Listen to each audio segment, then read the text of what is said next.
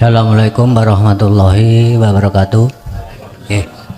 Asma kula paimin Gus dari Caruban Madiun. Nggih. Nggih, ingkang badhe kula tangkletaken semenjak ikut ngaos jenengan sekitar 6-7 bulan menika setiap ngamalaken zikir sir ugi sirul asrar niku wonten getaran Gus. Nggih. Teng dada sebelah kiri kula. Niku kula nyuwun penjelasan menapa enten napa ngaten. Nggih, ngaten mawon saking kula kerawunanku nyuwun pangapunten. Assalamualaikum warahmatullahi wabarakatuh. Waalaikumsalam warahmatullahi wabarakatuh. Sebab apa kok bergetar? Karena itu proses tahali ke tajalli.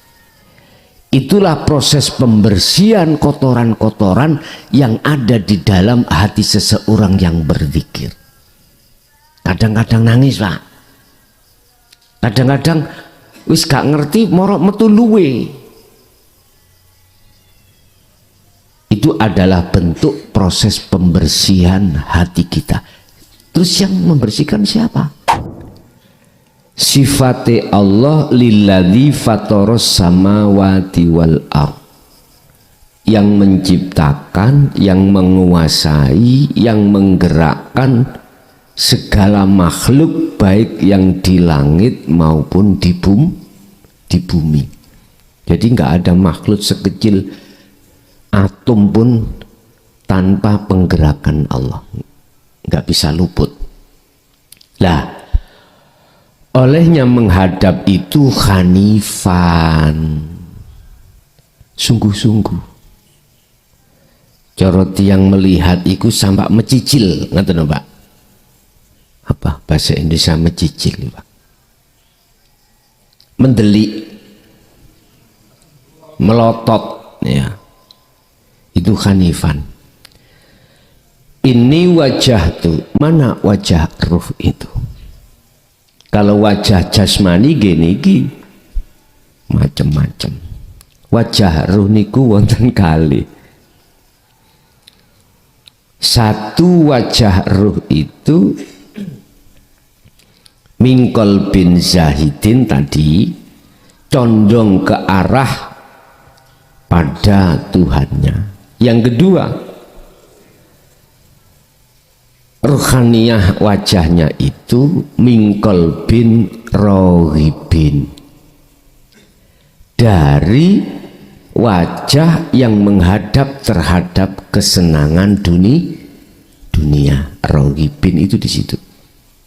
Nanti ada wajah manusia itu ada dua, wajah roh itu. Satu yang condong pada Allah, yang satu condong pada selain Allah. Lah yang condong selain Allah itu jatuhnya wajah imanul haq, iman yang benar. Lah iman yang benar, pelanggarannya apa? Pelanggarannya itu, Pak, bahasa Indonesia ini pelanggarannya, barometernya lewat rasa. Kata Rasul, imanul haq itu ada di ihsan. Islam, iman, ihsan. Lah ihsan definisinya adalah anta'budallaha ka'annaka taroh. Ketika jasmani melakukan perbuatan apapun, ruhani sampai ini seakan-akan bisa melihat wujudnya Allah hanifan, dengan sungguh-sungguh tadi. Berarti ini tidak terlepas dari rasa, Pak. Itulah yang kumaksud adzikru bisiril asrar fi wakti su'aul basyirah.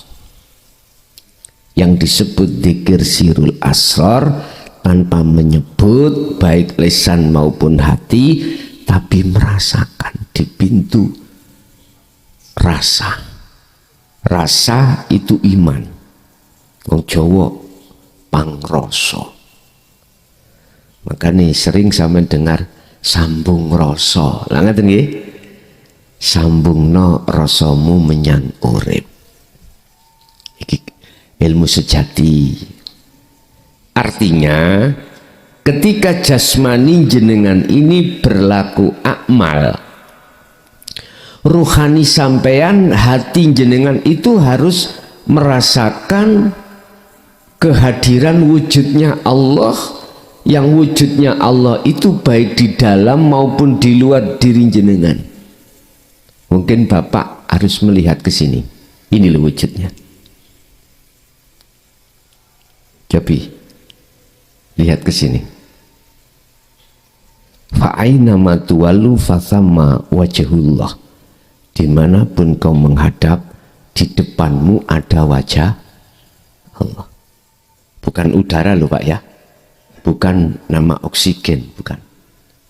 Inilah maksud Quran yang sampai sekarang enggak ada yang berani untuk membuka laisa kamislihi syai'un. Ya ini takut katanya dikafir-kafir no wong. Aku sembelenger dikafir no sembelenger. Gini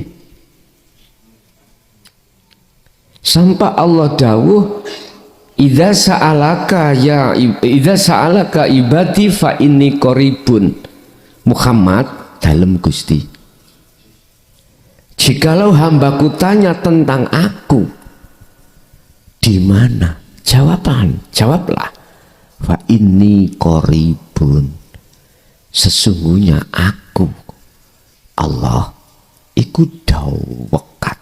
Mboten dekat loh Pak, dawekat. Bahasa Indonesia ini dawekat itu amat dekat. Wong Jawa pawene dawekat, awidek. Subhanallah. Kita kalau gak dibuka ilmunya, kefahaman, ya gak ngerti. Makanya ilmu itu penting, ngaji itu penting, tapi luwih penting ngamale. Ngaji bantau wino nyetel YouTube tapi gak gelem ngamal praktek dalam bentuk kholwat atau zikir, nggih dapati nggih paham tok. Dapatnya kita hanya paham. Wajib kita itu kholwat, wajib kita uzlah, wajib kita zikir. Itu miturut petunjuk bil huda wa dinil haq, itu harusnya gitu. Jadi kita tidak berhenti hanya ngaji, nggak berhenti di situ. Harus diwujudkan kholwat atau uzlah. Uzlah atau kholwat tidak harus di tempat khusus di jero guwa. Ndak. Bisa itu dilakukan di tengah jenengan kerja, di tengah jenengan iki bersosialisasi dengan sesama manusia. Karena Allah itu enggak ning gua aja, Allah itu enggak di musola masjid saja, di majelis-majelis taklim saja, tapi Allah itu di mana-mana dan tidak kemana, dan itu lebih dekat dari urat nadi. Pun iku akmal dengan ahwal. Pun kita masuk pada makalah. Tanawwa'at ajnasul a'mal, utawi macem-maceme jenise akmal iku akeh Pak, banyak. Akmal laku-laku jasad, sholat, zakat, maca Quran dan lain sebagainya tanpa kecuali. Iku litanawu'i waridatil ahwal, tergantung. Warid yang muncul di dalam hati itu disesuaikan dengan akmal. Akmali apa? Terserah sampean. Akmal ini tergantung bagus dan tidaknya di mata Allah. Itu tergantung keadaan hati jenengan itu kemana. Nataiju husnil akhwal, nataiju husnil a'mal,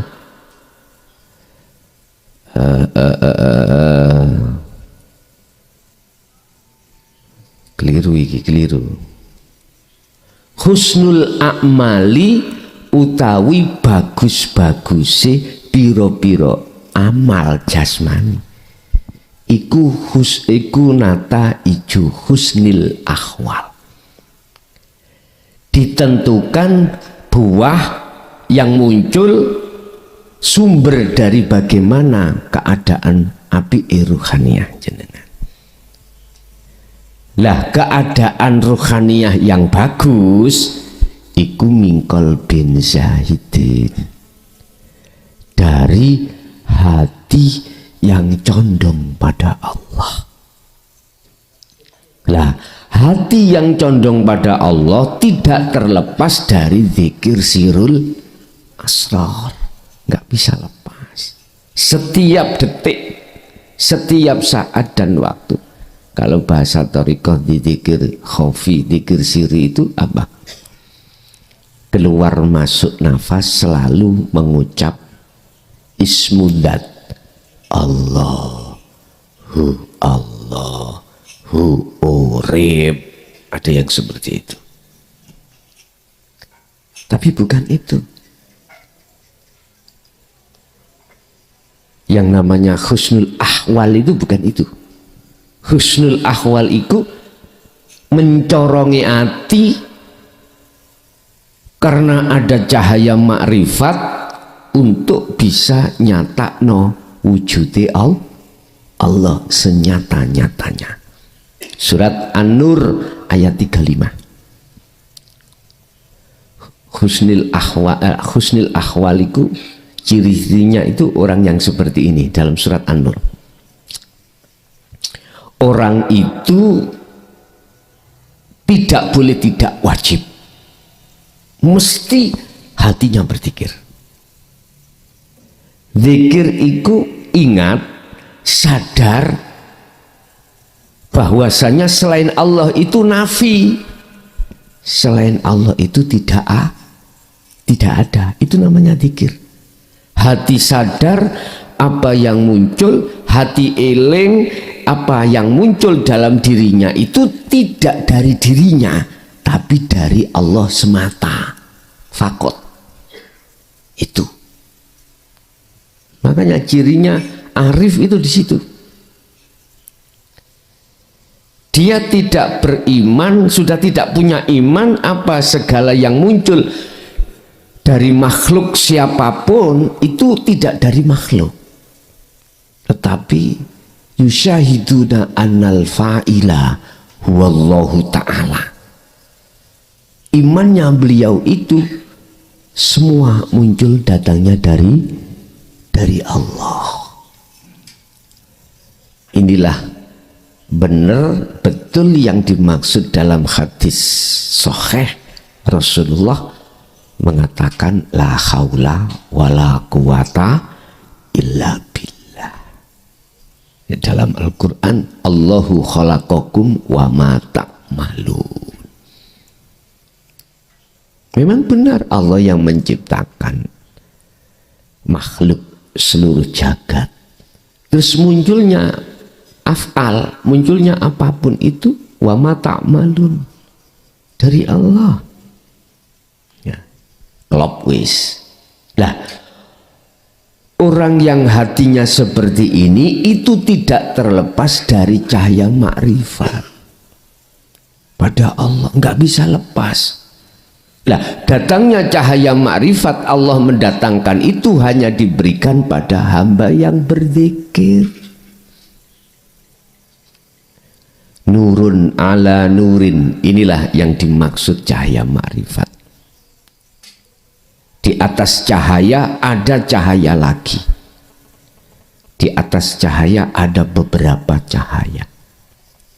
Mungkin kalau kita berbicara cahaya lampu, ini kan hikmah atau manfaatnya kan gelap hilang Pak nggih? Gelap hilang. Sebab kalau nggak ada cahaya lampu, ya peteng lah gitu ya. Saged ditampi nggih. Sama dengan hati. Lah, di atas cahaya itu ada apa? Nurun ala nurin. Mana yang dimaksud? Setrum itu. Jarang manusia itu mengatakan padang itu dari setrum. Enggak. Padang dari cahaya. Ya. Biasa ngoten niku. Karena belum tahu sebetulnya datangnya cahaya itu sesungguhnya dari setrum itu. Dan jenengan nek pingin tahu setrum, ya sampean demok. Gula ginjal-ginjal sampean.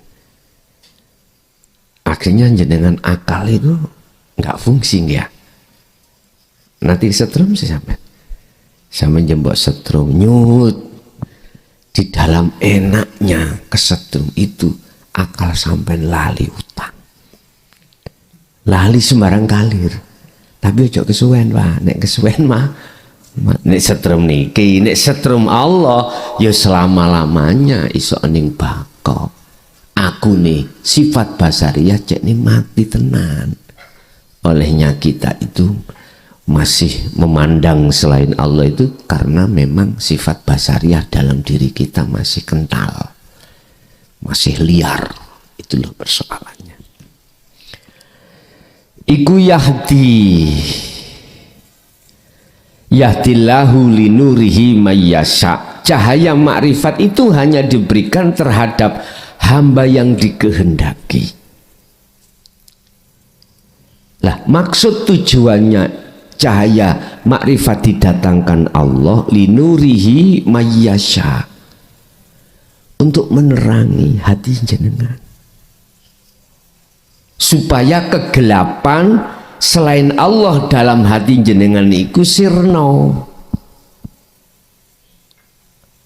Lah, syarat datangnya cahaya makrifat itu sumbernya dari satu Pak, wajib dzikir rasa. Yes.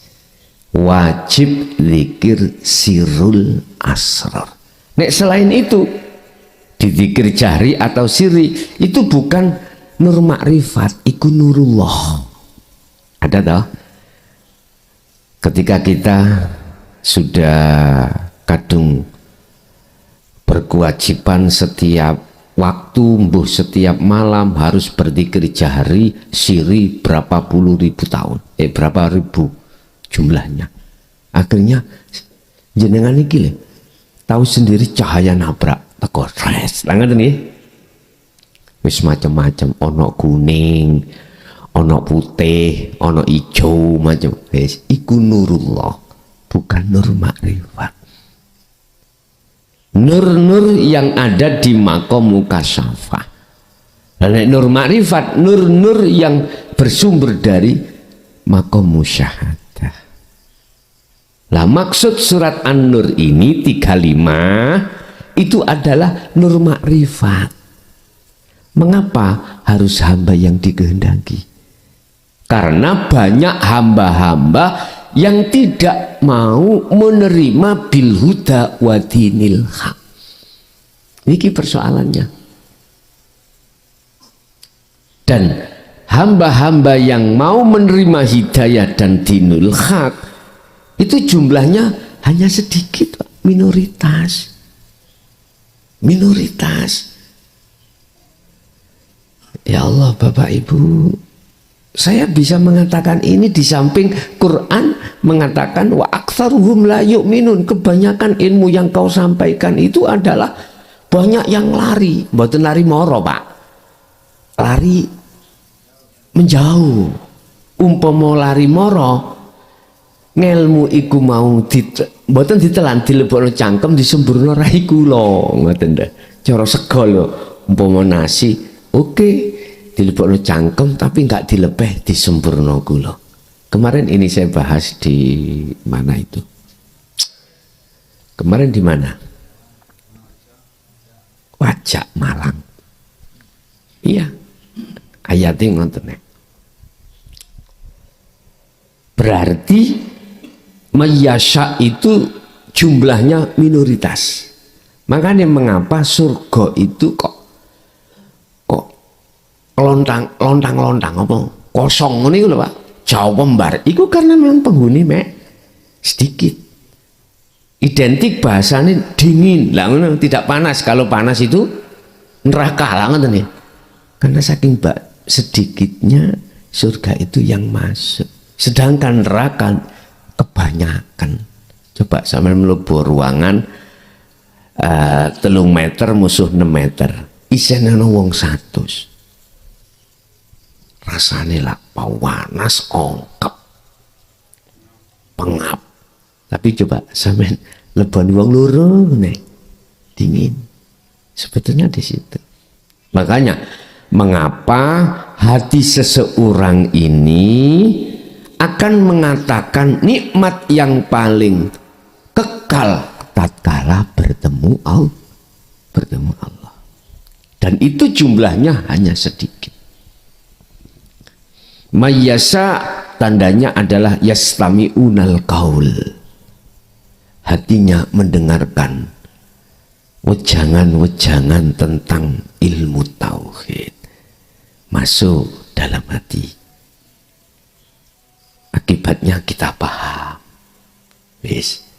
Dalam kepahaman itu Allah memperjalankan jenengan untuk berlaku falyamal amalan sholihan, berupa mempraktekkan khalwat dengan sistem zikir ini tadi.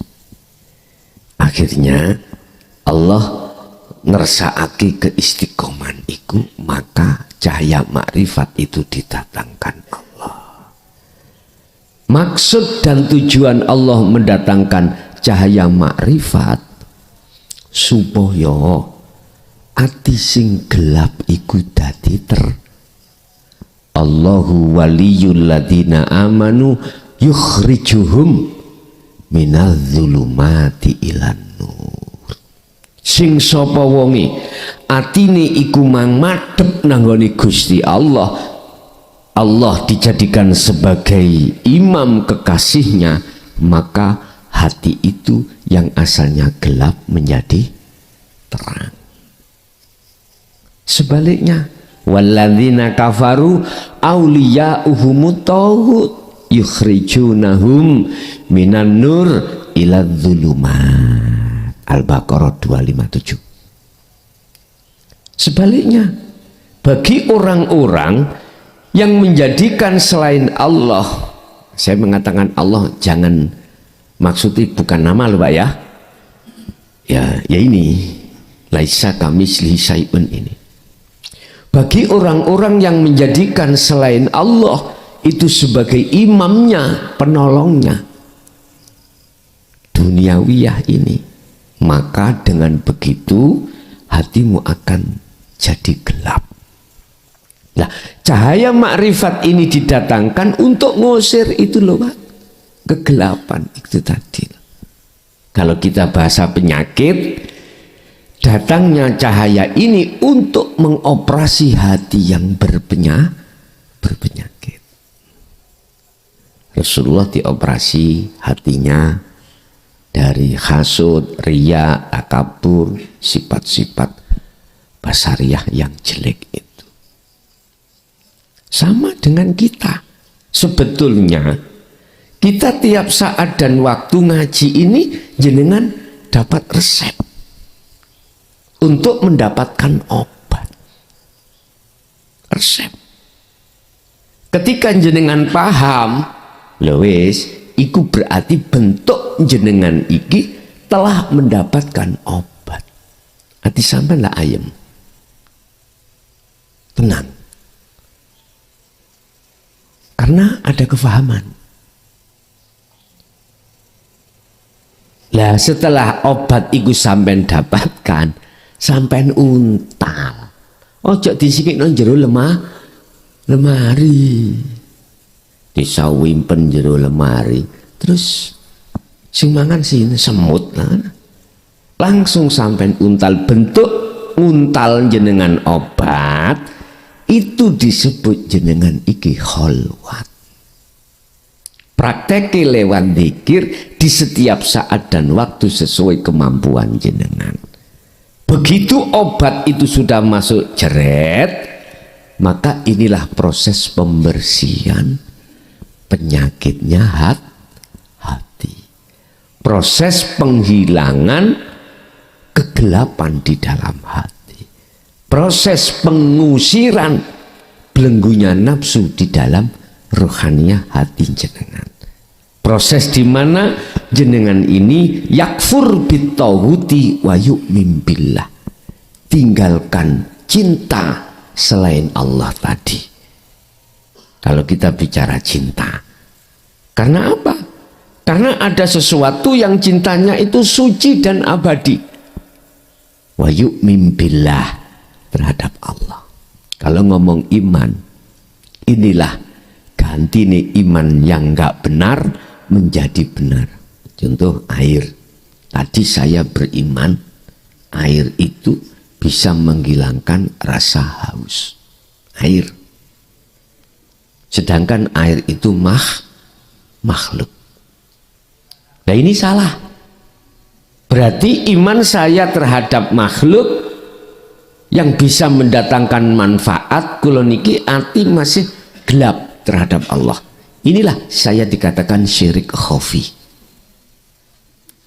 Berhubung sudah saya untal, saya praktekkan sirul asrar lewat su'aul basyirah rasa, maka Anda akan bertemu Allah.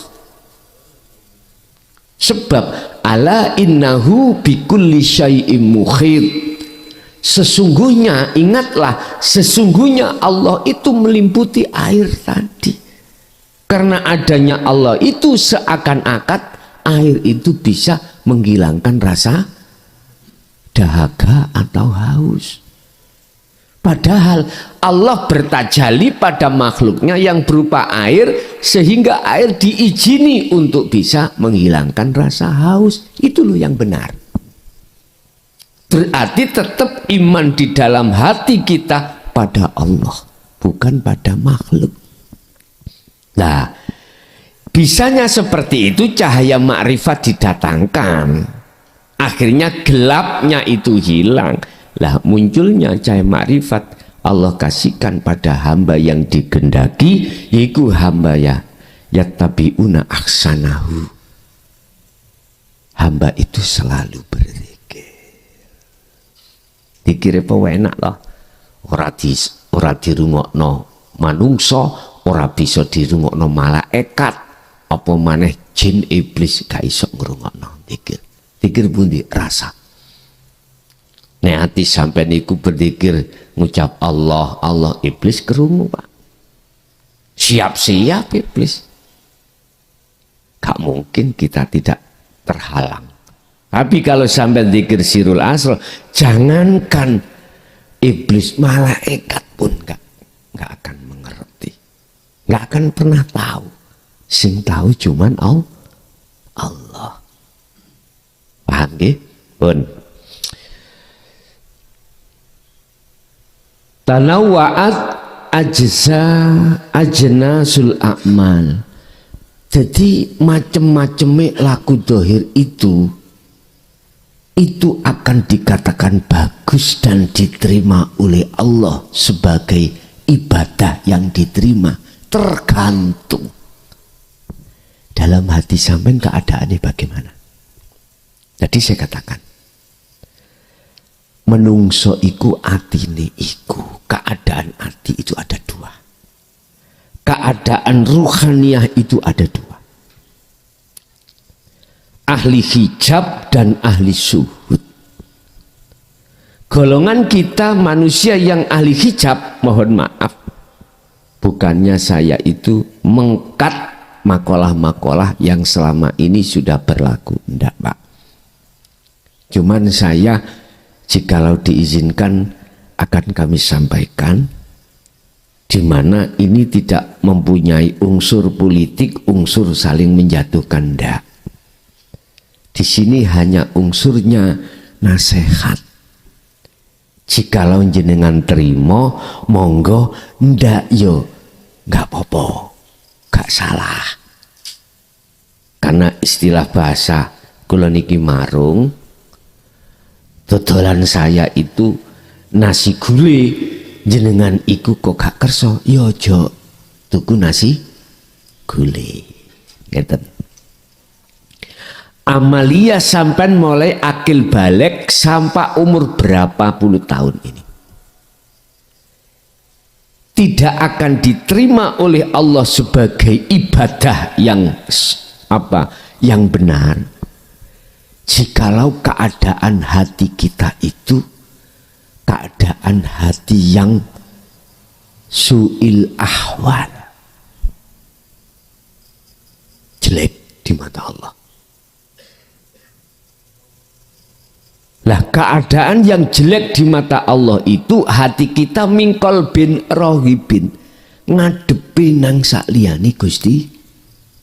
Jasate memang koyoke ning Allah. Contoh kula, saya sendiri aja. Saya sholat Allahu Akbar, usolli fatur isai bla bla bla, tak tutup lillahi ta'ala Allah. Di mata menungso apik Pak nggih. Oh apik lho. Mau sholat kok Pak. Mbok nek entah kalau saya duminu atau gelubuk-gelubuk nih lho apa? Gaduh. Ini jelas di mata manusia jelek. Sholat siapapun di mata manusia mesti jempol. Bagus. Di mata manusia. Tapi kita pertanyakan di mata Allah bagaimana? Sebab Allah iku la yanduru ila suwarikum. Allah tidak melihat bagaimana jasmaniyahmu itu. Enggak. Walakinallaha yanduru fi qulubikum. Melihat hati jenengan. Keadaan hati jenengan, hati saya tadi kemana? Berhubung saya ahli hijab, hati saya gelap Pak pada Allah. Iman saya pasti pada selain Allah. Itu pasti. Karena saya menjadikan selain Allah itu sebagai pemimpin penolong saya.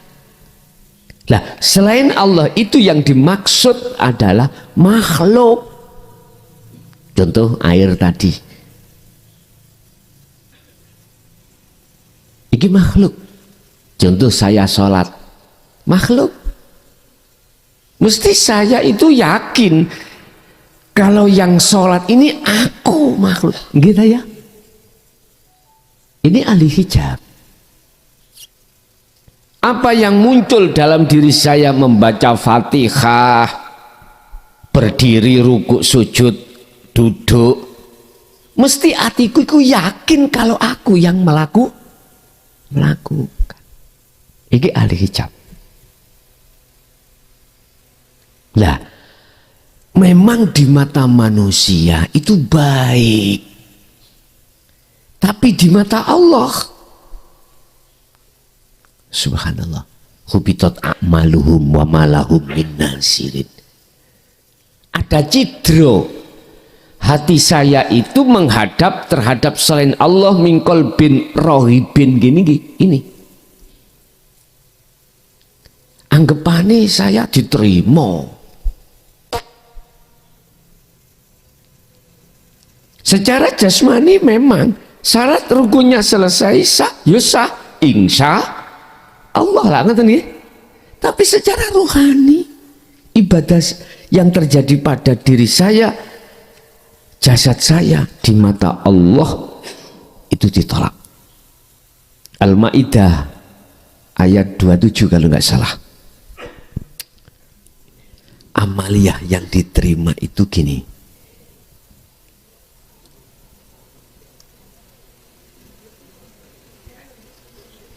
Innama yataqabbalullahu minal muttaqin.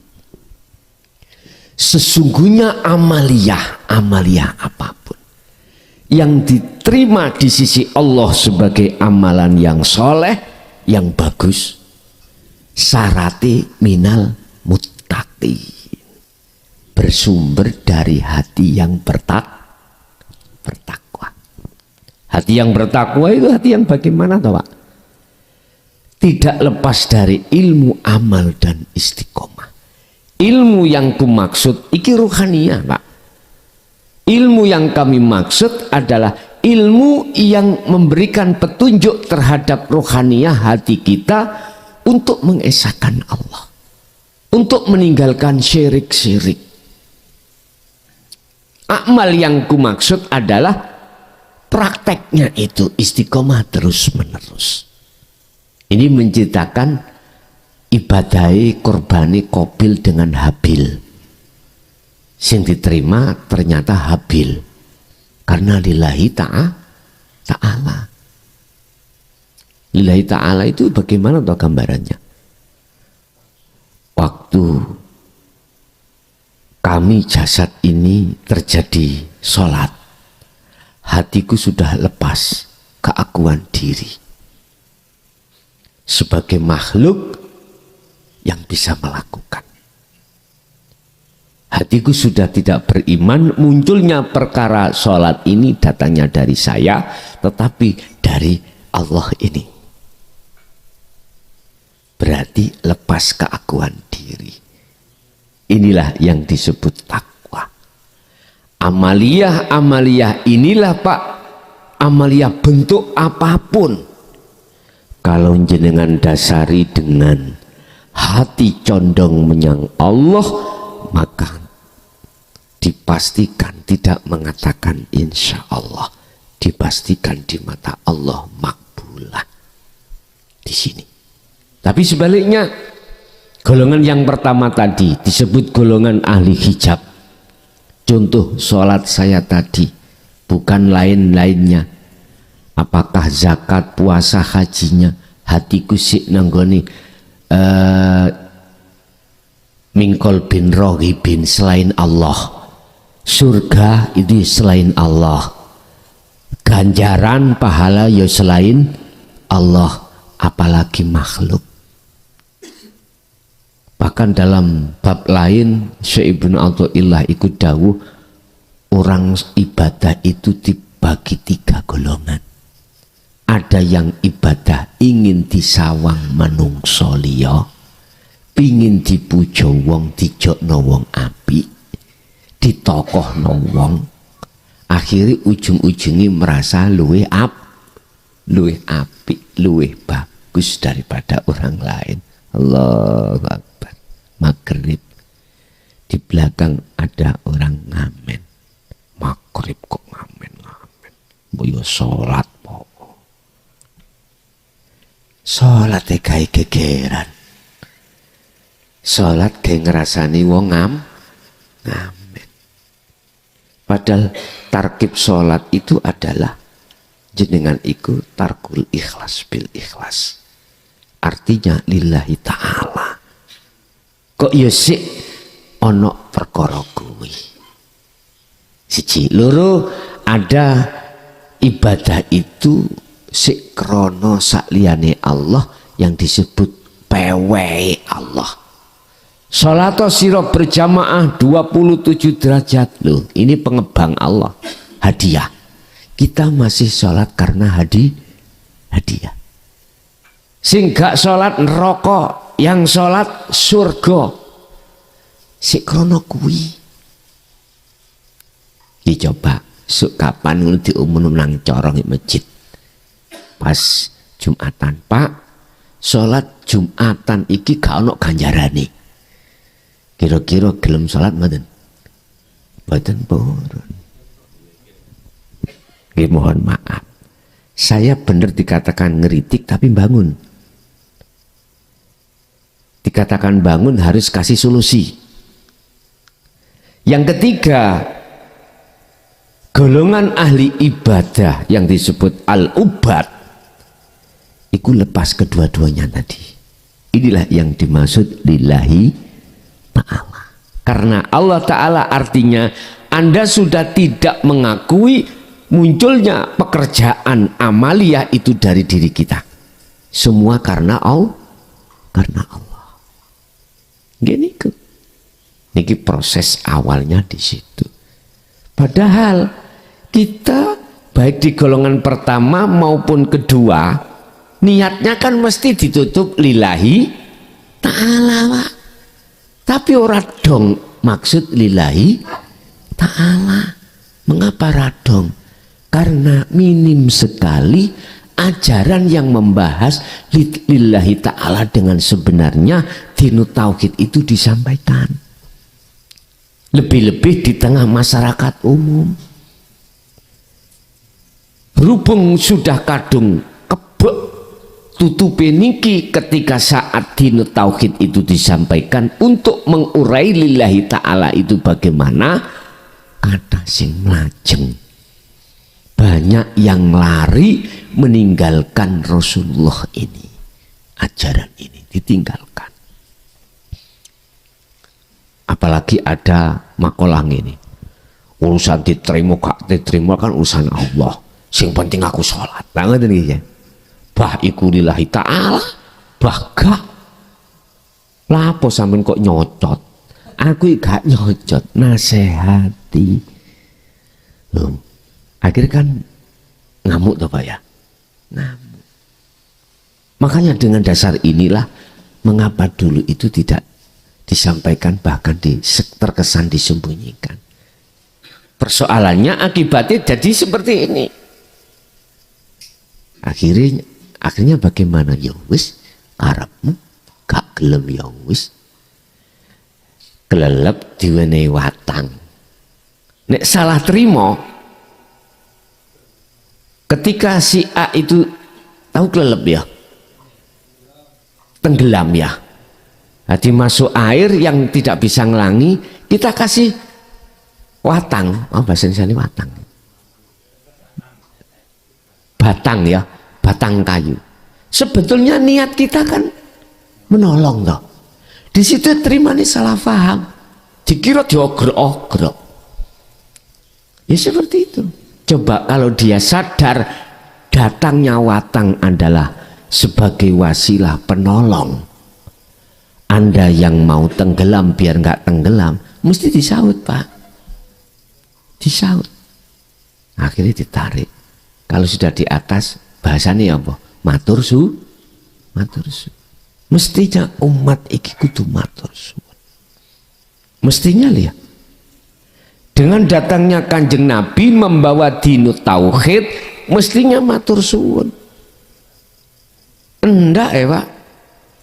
Zaman Kanjeng Nabi di dalam surat Al-Hijr ayat 92 kalau nggak salah sampai 99. Ceritanya Rasulullah ketika menyampaikan dinul haq ini nggak ngepenakno Rasulullah tambahan. Rasulullah tambah dibikin sumpek. Tidak hanya ditolak mboten, Rasulullah dicaci, dimaki baik secara lesan maupun secara fisik. Akhirnya Rasulullah sempat pada saat di dalam ayat itu hatinya itu mohon maaf Pak, ini Rasulullah sempat dadanya sempit. Artinya sempat dadanya sempit itu sumpah nih loh. Awakmu iku tak aku iki bentuk kasih sayangku iki diutus Allah nyampe no iku kok ya kuwi tolak piye.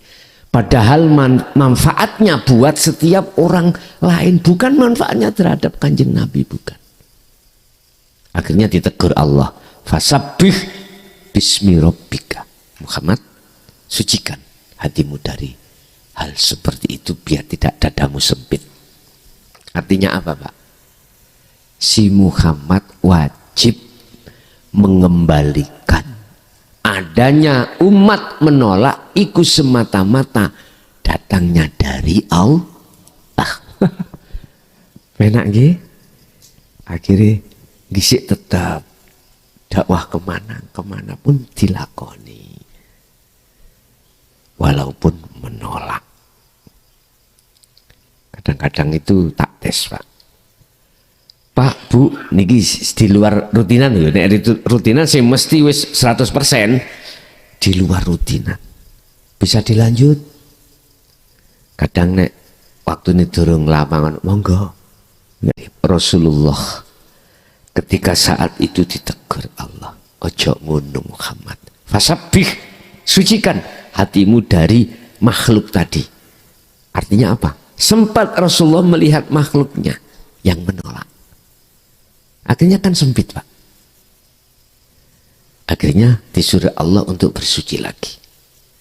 Makanya jangan heran jenengan ketika saat dalam proses di musyahadatul fana, ketika jenengan bimbing orang dekat jenengan, anak dan istri, terus anak dan istri itu katakanlah menolak, jenengan tak ningati kan, tak ngaten nggih, kudu tak ijolno ae. Loh, sempat seperti itu. Fasabbih, sucikan. Yang membuat si istri dan anak atau suami menolak itu semata karena Allah. Dalam konteks di musyahadah di akad itu gitu, Pak. Cuman pertanyaannya, mengapa asbabun nuzulnya Allah ngersakno si istri atau suami menolak? Ini pasti ada asbabun nuzul. Sama dengan surat Az-Zumar, kalau nggak salah itu ayat 44. Allah menurunkan wahyu terhadap Muhammad. Rupanya wahyu ngeten, Pak. Iki biar didengarkan umat seluruh dunia. Az-Zumar ayat 44.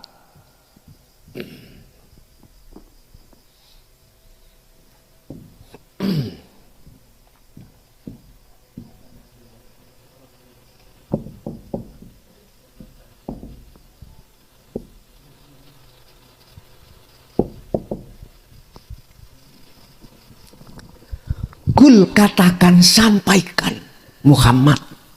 Rasulullah yang disuruh menyampaikan. Sampaikan Muhammad terhadap umatmu terkait masalah syafaat. Syafaat, apa sih syafaat? Penolong, pertolongan, itu syafaat. Lillahi ku tetap kedue milik Allah, opo asyafaatu, pertolongan jami'an kelawan semuanya sekabehane.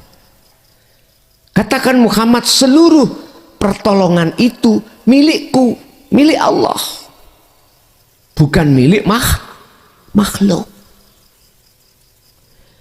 Mengapa? Apa asbabun nuzulnya wahyu ini diturunkan? Karena di tengah-tengah umat manusia itu punya iman bahwasanya selain Allah itu bisa mensyafaati yang disebut makhluk tadi, air makhluk. Karena umat ini imannya itu beriman pada selain Allah yang bisa menolong. Di dalam Al-Quran ada 12 ayat, Pak, yang menjelaskan tentang masalah bahwasanya selain Allah disebut makhluk itu tidak bisa memberikan manfaat dan mendatangkan bahaya. Ada 12 ayat. Termasuk surat Maidah ayat 76 dan seterusnya. Enggak ada makhluk atau selain Allah itu mempunyai bisa menolong. Kalau enggak percaya, ini di depan saya itu ada, sering saya contohkan. Saya tanya, rokok iki makhluk bukan? Makhluk ya, Korean? Oke, makhluk. Kalau sampai mempunyai keimanan makhluk itu bisa menolong terhadap makhluk yang lain, coba, hei Korean, sumutin rokok itu, sakit betul? Betul sakit. Karena ada pihak ketiga. Aja delok Koreani. Sampean lihat saya. Berarti pertolongan yang berupa Korean bisa murub itu karena saya. Wis iki bahasa yang bisa diterima logika. Karena saya bertajalli terhadap Quran. Saya menyatukan diri terhadap Quran dengan bentuknya saya bertajalli, ada keinginan saya mengorek.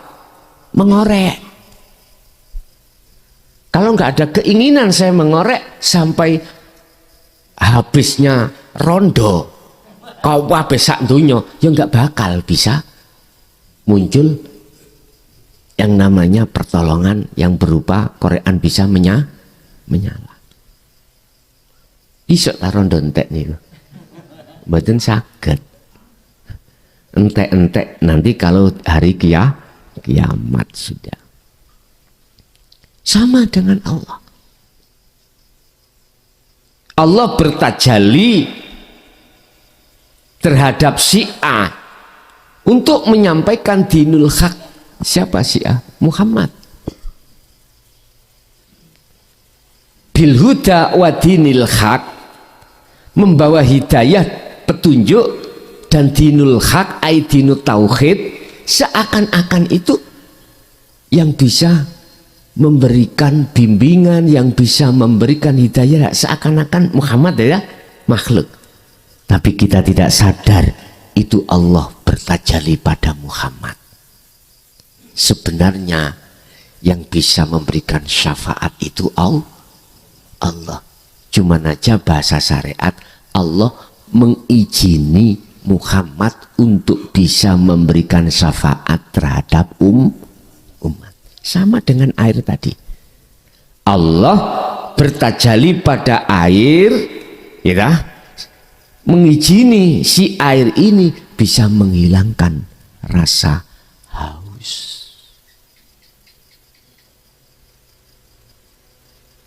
Cair punya ngeten, paham. Inilah Pak yang dinanti-nanti kesadaran kita sebagai hamba pada Allah. Sehingga kalau boleh saya simpulkan, semua apa yang terjadi pada diri kita, ilmu sudah paham sama.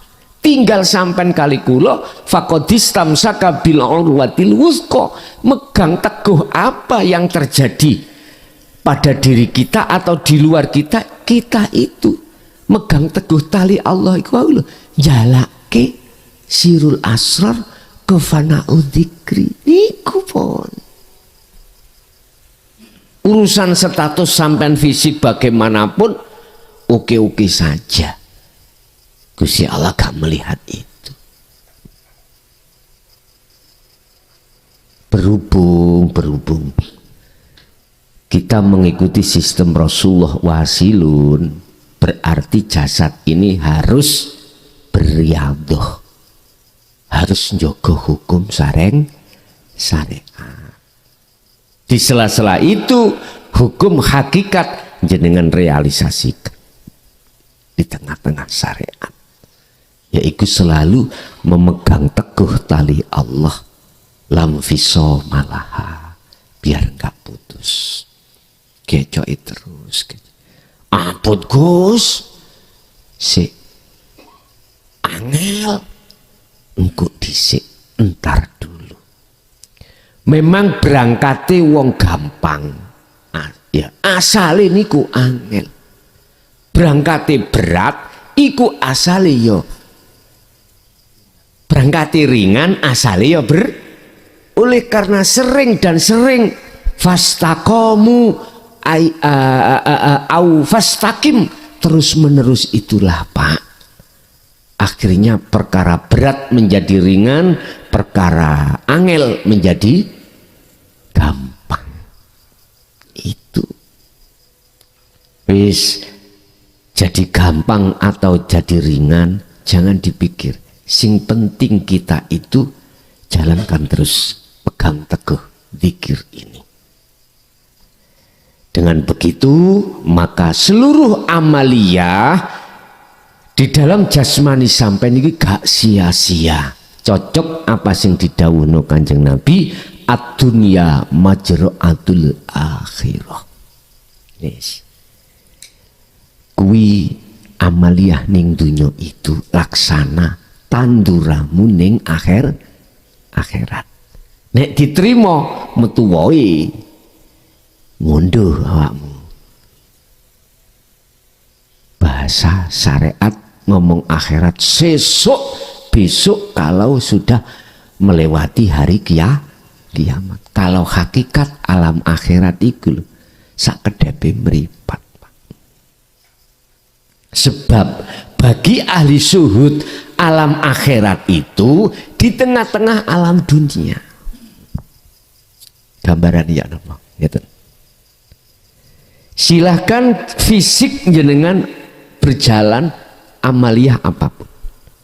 Tapi hati sampean itu menetapkan keakuannya Allah, iman sampean iku hanya Allah yang segala-galanya ini.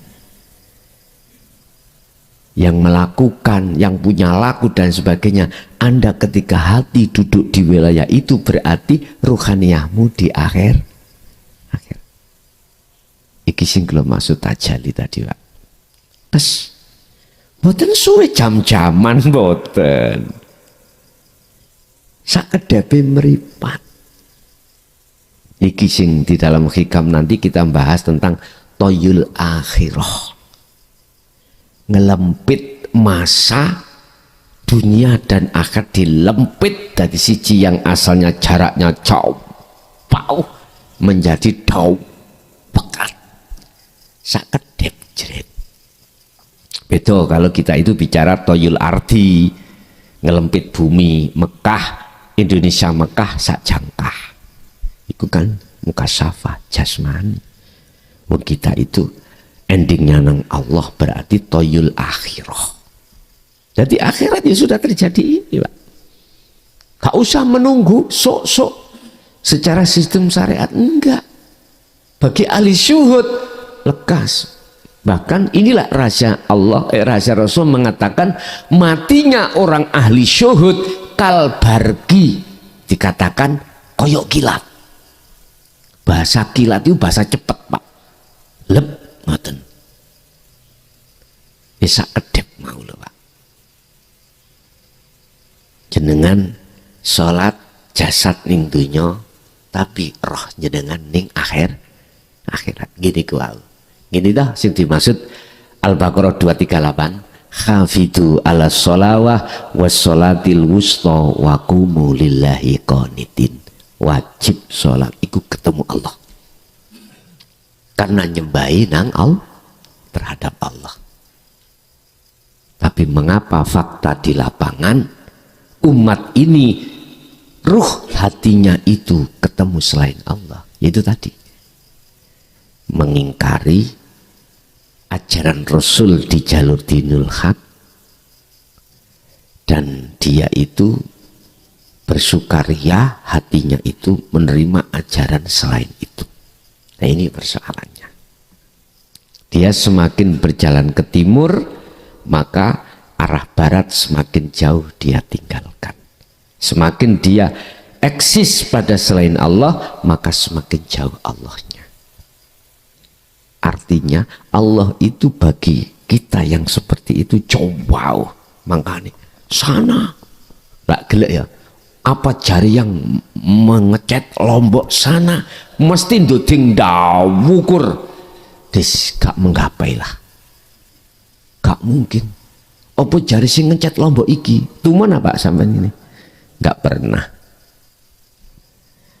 Itu menganggap bahwasanya Allah jauh. Padahal Al-Quran terkait masalah di manakah Allah, mesti jawab Allah itu dekat. Wa nahnu aqrabu ilaihi min hablil warid. Aku iki lebih dekat dari urat nadi. Wa qala aidan wal awwal wal akhir wal dhahir wal batin. Aku iki ning jaba ning jeromu, ning setiap awal masalah dan juga akhir masalah.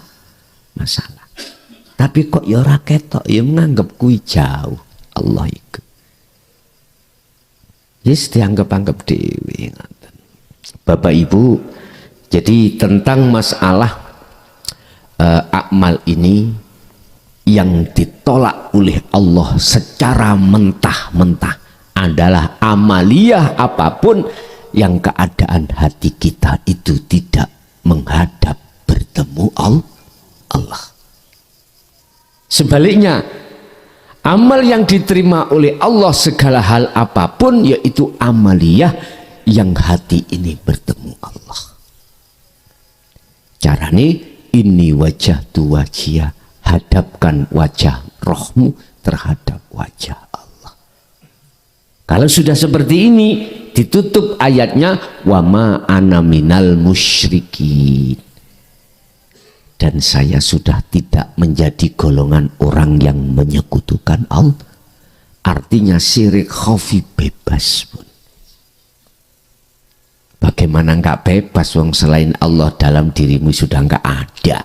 Yang ada akunya Allah. Inilah Pak yang kumaksud proses dari zikir sirul asar ke zikir fana'u zikri, dari la ilaha illa anta sampai la ilaha illa ana.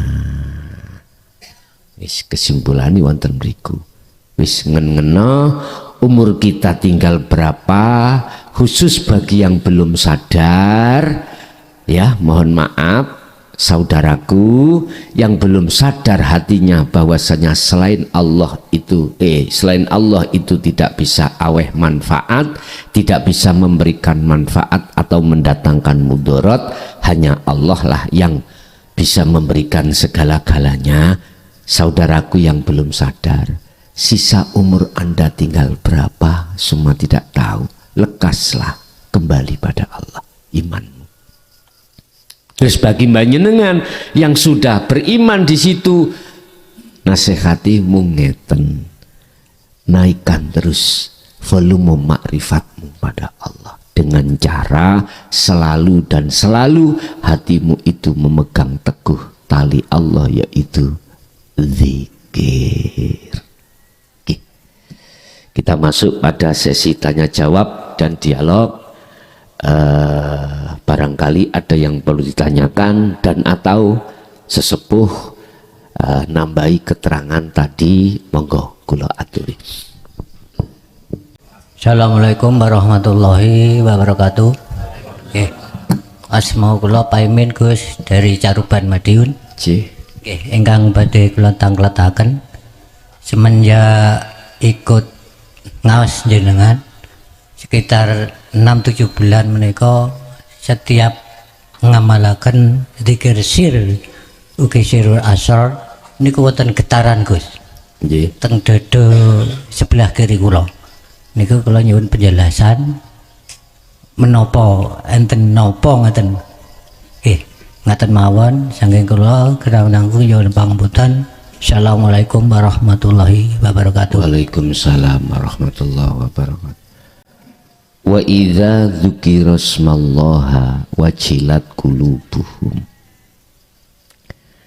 Ketika seseorang itu berzikir, ini diartikan ketika saat nama Allah disebut, itu bahasa syariat. Tapi bahasa hakikat, ketika saat hati manusia itu berzikir, wajilat qulubuhum, bergetarlah hati jenengan. Sebab apa kok bergetar? Karena itu proses tahali ke tajalli. Itulah proses pembersihan kotoran-kotoran yang ada di dalam hati seseorang yang berzikir. Kadang-kadang nangis Pak, kadang-kadang wis gak ngerti morok metu luwe. Itu adalah bentuk proses pembersihan hati kita. Terus yang membersihkan siapa? Allah sendiri. Koyo kita yang berzikir yang membersihkan, tapi sejatinya itu Allah.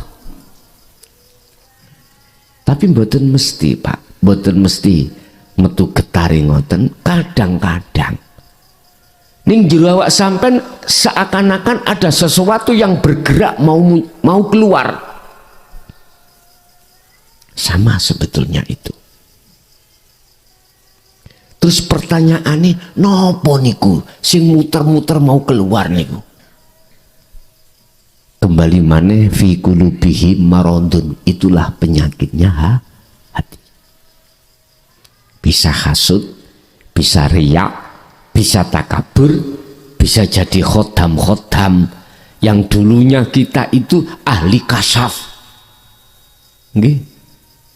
Dikeluarkan Allah, diusir. Ingat, ketika saat hati iku mau condongnya pada Allah, berarti berzikir, waridnya yang muncul itu adalah warid minallah.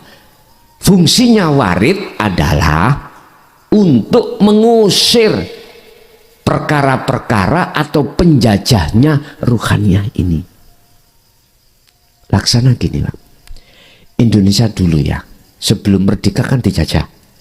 Berarti Indonesia belum merdeka, berarti Indonesia jadi budaknya penjajah. Saya tidak bicara negara, betul nggih? Siapa yang menjajah ndak?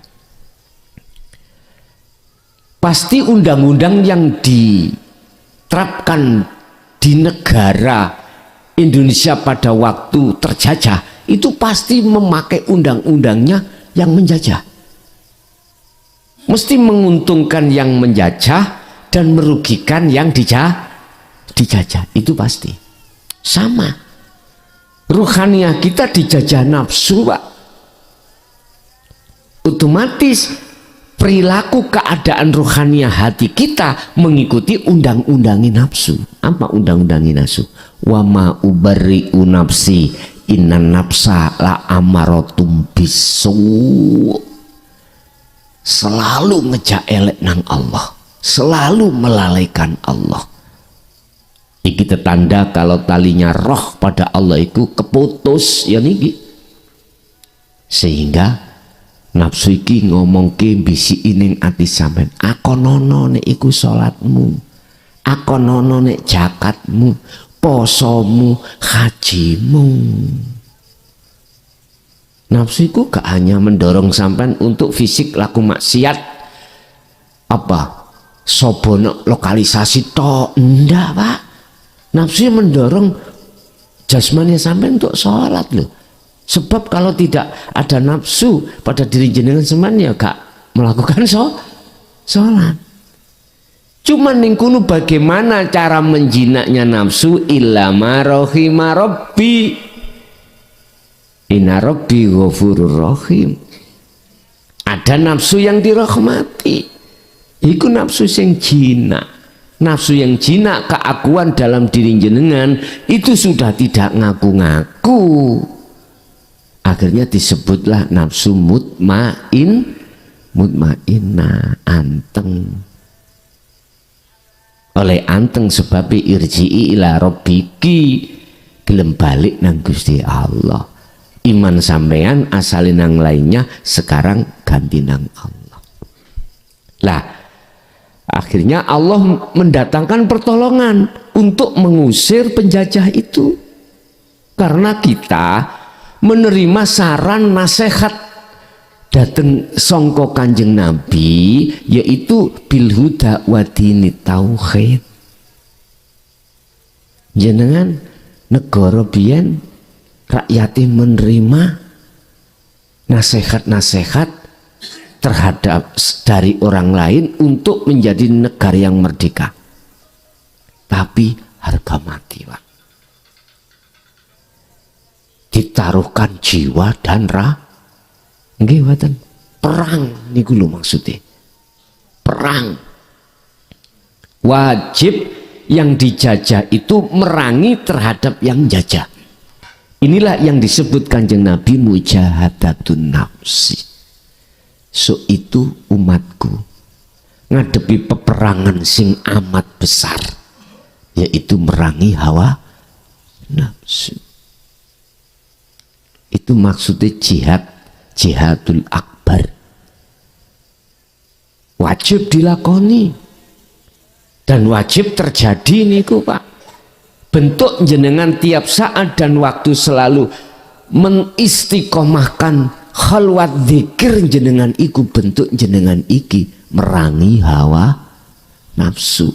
Sebelum menjadi ruh yang merdeka ya harus terlebih dahulu perang. Negara Indonesia dulu sebelum 45, tahun 45 mohon maaf, bagaimana tokoh-tokoh oleh memimpin. Bahkan ada pejuang, pahlawan disebut pahlawan, gak diupah yo ngelawan. Dulu kan gitu Pak, padahal gak diupah, melu ngelawan. Taruhannya adalah jiwa dan raga. Saking apa sih? Saking kepingin merdeka. Terjadilah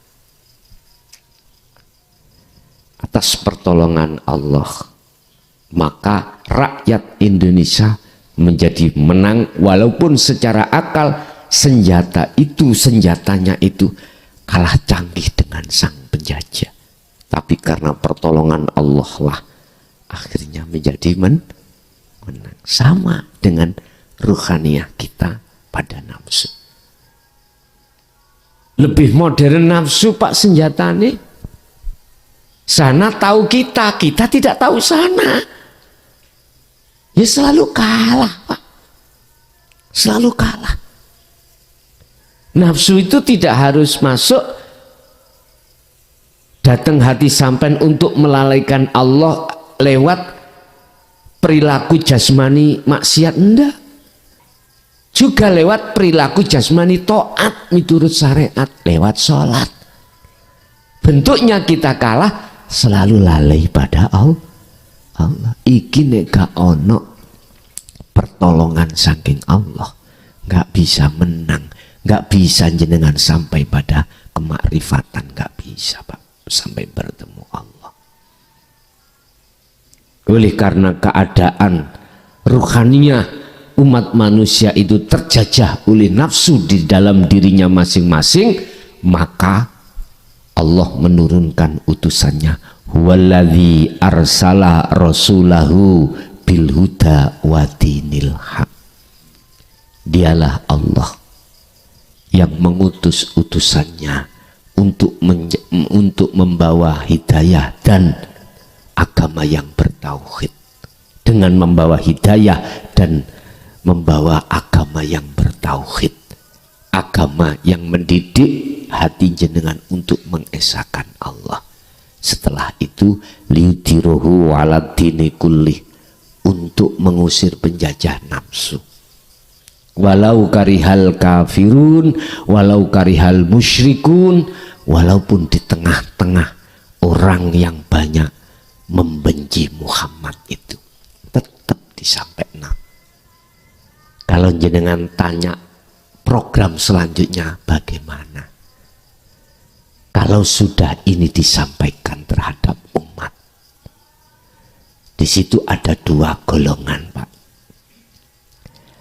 Ada kadzabuhu, ada yang mendustakan, artinya tidak mau menerima. Ada yang menerima, ada dua golongan. Satu, wa minhum man hadallah, yang satunya nomor dua, wa minhum man haqqat minal dhalalah. Terus kalau sudah seperti ini, langkah Allah skenarionya bagaimana? Sampai kita ini, Allah tidak mengutus utusannya berupa manusia lagi, Muhammad tidak, tapi Allah langsung mengutus malaikat. Ketika Allah sudah mengutus malaikat, berarti visi dan misinya adalah penghancuran. Wis nasihat mboten enten. Jatuhnya kapan? Samenteni. Nek uman waktune, uman taune. Sing mesti terjadi. Ini sudah tingkat Indonesia. Tingkat Indonesia. Kalau ini sudah ditranslate terhadap bahasa negara lain, berarti negara lain juga. Tinggal kita menunggu waktu. Golongan yang pertama adalah azab. Golongan yang kedua, golongan yang pertama adalah Allah menolong. Mungkin di dalam surat Al-A'raf ayat 59 sampai 64. Dilihat ceritanya Nabi Nuh. Mereka sing mengikuti ma'ahu serta Nuh ketika menyampaikan ayatnya, menyampaikan peringatannya, itu sing selamat dan yang diselamatkan Allah. Mereka ma'ahu yang naik di atas perahunya Nuh. Mana maksudnya perahu? Dinul haq. Dengan dinul haq itulah akan mencetak hatimu sebagai orang yang bertakwa. Selamat. Tapi bagi mereka yang tidak masuk di dalam mengikuti Nuh, tidak masuk di dalam kapal Nuh, tenggelam. Sekalipun anaknya sendiri Kan'an. Dia saat ada di bukit yang namanya air tsunami itu belum sampai di atas bukit. Kan'an itu dipanggil Nabi Nuh. Ya waladi, ta'ali, sinio, masuklah di dalam perahuku. Jawabnya ya Bapak. Boten ya Handa, saya di sini aja selamat. Pikirani Kan'an, gak mungkin air laut itu naik sampai di atas bukit atau gunung. Pikirani pada saat itu. Tapi Nabi Nuh sudah dikasih Allah kabar. Maka memanggillah Nabi Nuh terhadap anaknya untuk selamat. Yang mesti airnya itu naik di atas bukit.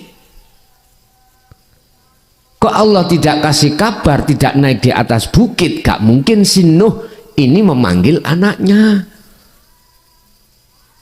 Paham maksud kula Pak? Akhirnya apa yang terjadi? Sebelum si Kan'an itu naik di atas bukit, dia itu ngetengi wong wedok dhisik. Tahu ngetengi ya men? Menghamili wanita tanpa nikah terlebih dahulu. Akhirnya wong wedok iku meteng, lahirlah jenengi Fir'aun. Wayo, iku anaknya nasabnya Nabi Nuh. Padahal Nabi Nuh kekasih, berarti nasab itu gak jamin Pak. Bisa paham Pak? Makanya jenengan diantara kita manakala punya nasab api, ojo takabur, ojo tuduh-tuduh no, dadekno takabur awamu. Gili nasab Wali Songo ke-70, wah, gilo nasabe Kanjeng Syekh Wetan, gak Syekh Kulon, keberapa iku dadekno atimu takabur. Ingat, sebab apa Ajajil dielih jenenge oleh Allah iblis, karena di dalam diri Ajajil itu ada takabur, rumangsa luwih apik katimbang Nabi Adam. Akhirnya diperintahno Allah untuk menghormat pada Allah dengan bentuk sujud nang Adam, gak gelem.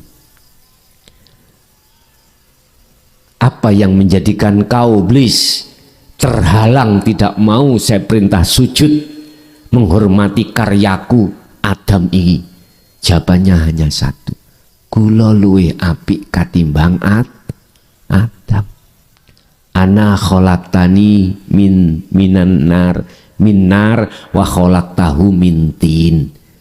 Kula kan sampeyan dadekno dari api, sedangkan Adam tanah liat. Becik pundi? Baik mana? Baik api. Oh, akhirnya aba wastakbar wa kana minal kafirin. Hati-hati Pak. Hati-hati yang menyandang ngapunten nasab kewalian atau zuriyah Kanjeng Nabi. Hati-hati. Ojo kok tutu. Enggak, saiki ditulis ya. Hati-hati. Hati-hati. Itu bisa menjerumuskan dirimu rumangsa luwih apik katimbang wong liya, berbangga diri. Hati-hati. Ini loh anake Nabi Nuh. Dadi mungsuhe Allah. Artinya nasab jangan jenengan jadikan sebagai ukuran. Mesti iki kekasih Allah. Jangan. Jangan. Ingat sejarah begenggek mlebu surga gara-gara ngombeni kirik ngelak. Iling. Ingat sampean. Ngerti begenggek apa itu? 21 ile wanita nakal. Iku mlebu swarga. Jaya Baru ada Pak. Tapi wis tobat begenge. Saya enggak ngomong status beliau siapa namanya dan orang mana. Asli Purel. Kok semerap Gus Jaman? Ya apa gak semerap aku ngedep. Beliau itu rawuh di rumah saya. Minta penglarisan. Sebab pada saat itu dia sudah tidak punya suami, sudah pisah. Lah, jadi Purel aja. 21 itu loh Pak. Ya. Dia terasa sepi, akhirnya gak patek megang uang. Gus nyuwun penglarisannya po. Aku ya kaget ketika tak kira sih penglarisan jual beli mobil apa ya tiba jual beli barang sing longko. Dek syariate salah aku. Lah ngeten nggih. Ya Allah, ikilah si malakama Pak. Syariat mengatakan siapapun yang mendukung dan lain sebagainya oleh dusoni. Lah ngeten nggih. Yes. Tapi kok Gusti Allah merentano kayak ono, harus mentajalikan. Ternyata ada rencana Allah di sini. Akhirnya saya kasihkan di dalam surat Yusuf, tapi gak ada tutun ayat deh. Gak ada tutun ayat. Ketika dia sudah menjalani riyadhahnya, wiridnya, akhirnya apa Pak? Gak mentas. Tahu gak mentas? Gak tahu berhenti. Akhirnya tubuhnya itu loro kabeh. Terus akhirnya datang ke rumah lagi. Tolong Gus sampean ambil. Kula pun mboten kuat niki. Saat itu juga Pak, isi mundut ya Allah dewi. Saat itu juga Pak, dia bertobat dan fokus belajar dinut tauhid sampai sekarang. Tak tari rabi, ora gelem. Jape mek muda. Gus kula tak bercinta dengan Allah aja tiap saat detik tak zikir. Ngoten ya Pak. Jadi kula nggih mboten wani kanca JB inden mboten wani kula. Wonten sing inden. Siap kula rabine Gus, wong larene mboten purun. Akhirnya mboten kula sambung nih. Gelem ora? Tak sambung nih to, wong larene gak gelem. Wis.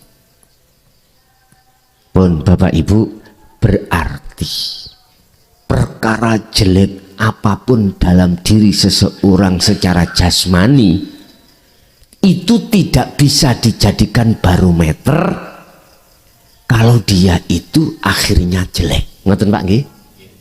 Betul sakit. Siapa tahu dia itu pada akhirnya dapat pertolongan Allah.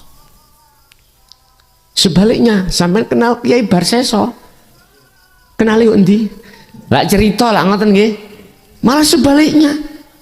Jangan kau pandang orang lahirnya baik itu dalamnya mesti baik. Akhirnya jangan. Ini memberikan satu pelajaran bagi kita untuk selalu husnudon terhadap Allah yang bertajalli di mana-mana. Di situ. Nanti ada pembahasan di dalam hikam itu menghilangkan prasangka elek nang Gusti Allah. Ojo dianggap amaliyahmu titik iku gak ndadekno wusulmu nang Allah, jangan.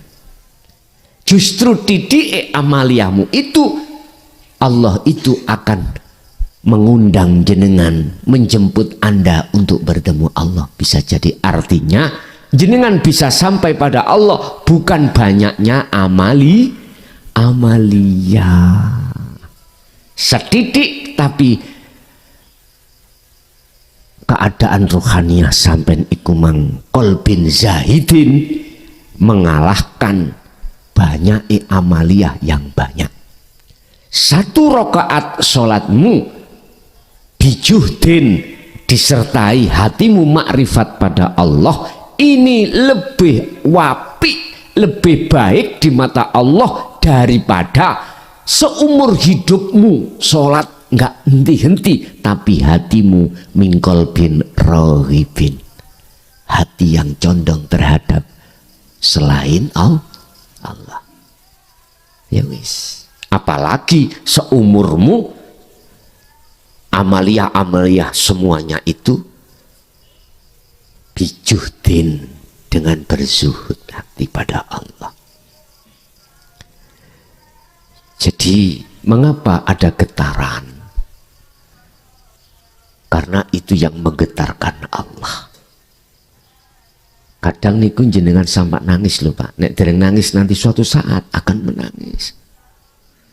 Tapi sampean mengke ojo heran nek sampean males nyambut.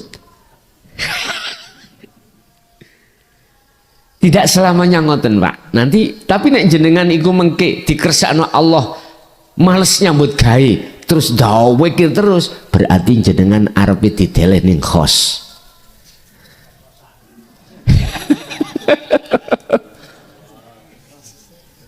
Tapi nek jenengan iki kok justru nyambut gawe sampean semangat, hati sampean iku selalu juhud di tengah-tengah nyambut gawe iku khawasul khawas.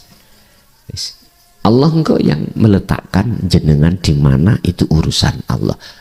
Kita itu hanya seperti kuning-kuning sing kintir di sungai lho Pak. Mengikuti arus ya gitu tak. Udah, nih ada lagi.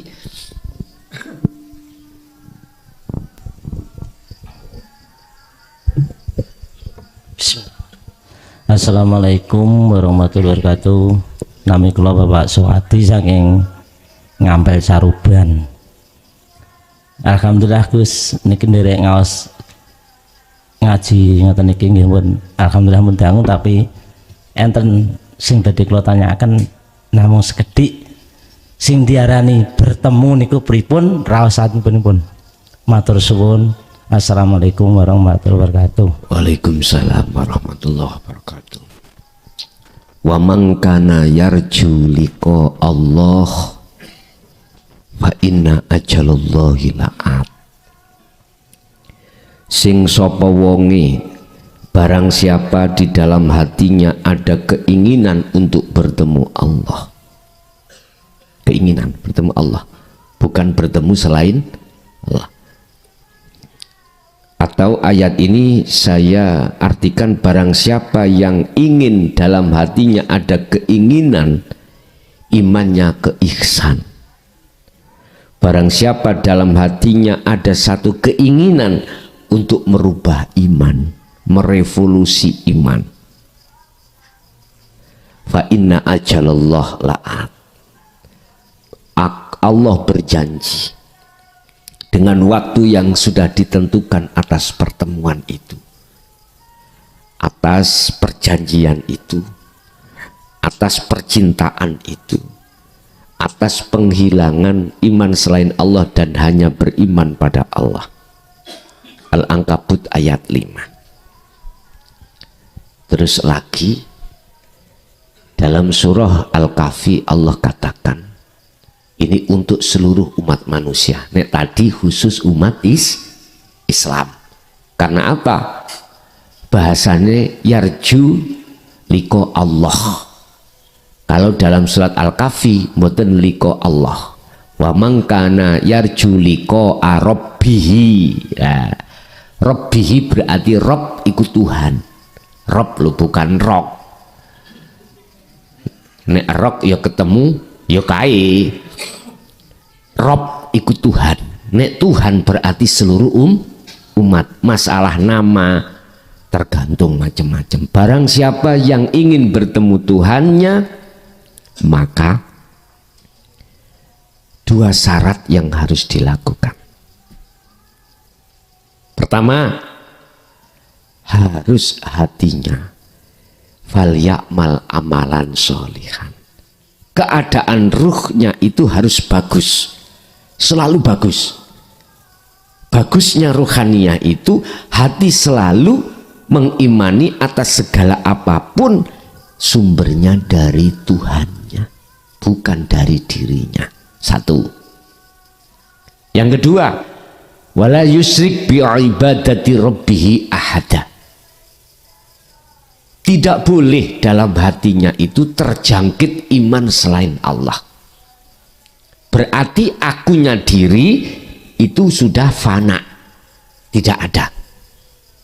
Kalau dua hal ini dilakukan, makanya mengapa di dalam Sirul Asr ada tahapan su'aul basyiroh, merasakan, mengimani. Setelah itu ainul basyiroh, bertemu. Kalau dua hal ini sudah terjadi pada diri jenengan, maka disitulah namanya pertemuan. Lah, pertemuan itu apakah dua unsur menyatu jadi satu? Bukan. Apakah si hamba itu melihat atau bertemu terhadap wujudnya Allah? Bukan. Tadi syarat kedua mohon dipahami, wala yusyrik billah. Jenengan jangan pernah menyekutukan Allah dengan sesuatu apapun. Wala yusyrik bi ibadati rabbih ahada. Ketika jenengan iki solo dzikir, aku jenengan iku sudah enggak ada. Bila mana aku kita hamba yang berzikir itu masih muncul, berarti kita masih syirik. Berarti belum bertemu.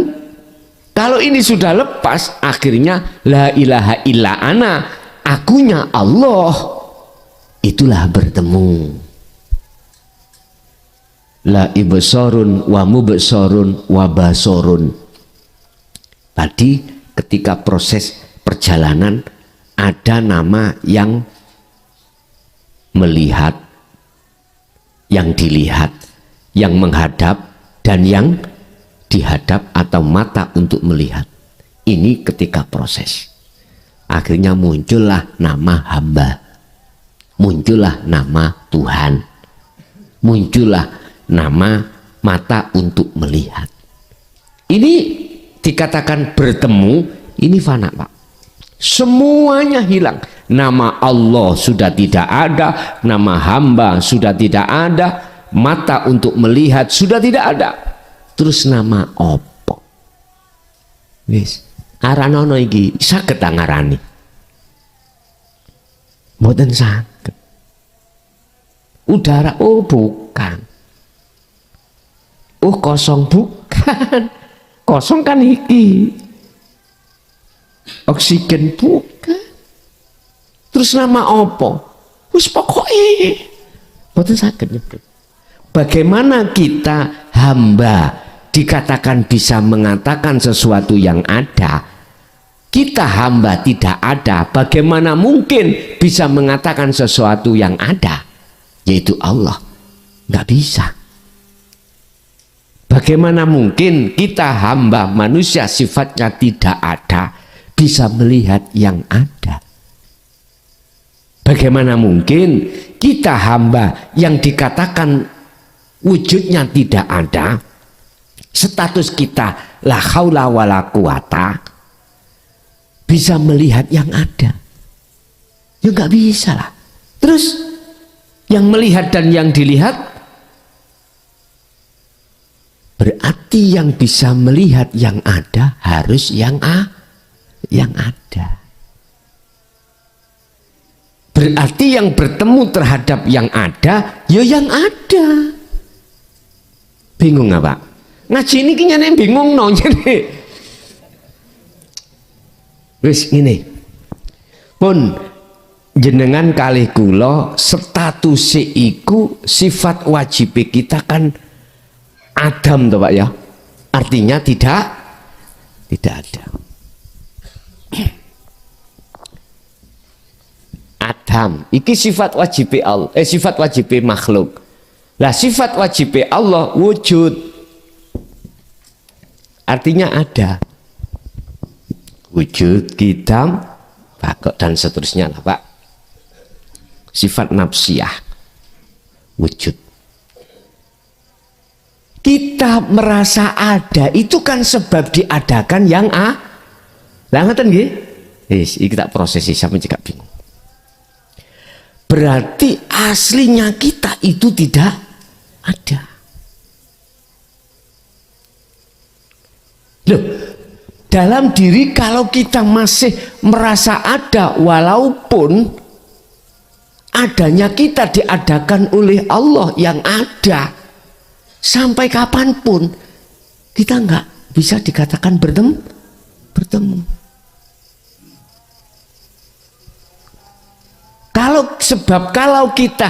Kalau sudah merasa ada, maka di dalam diri kita justru Allahnya tidak ada.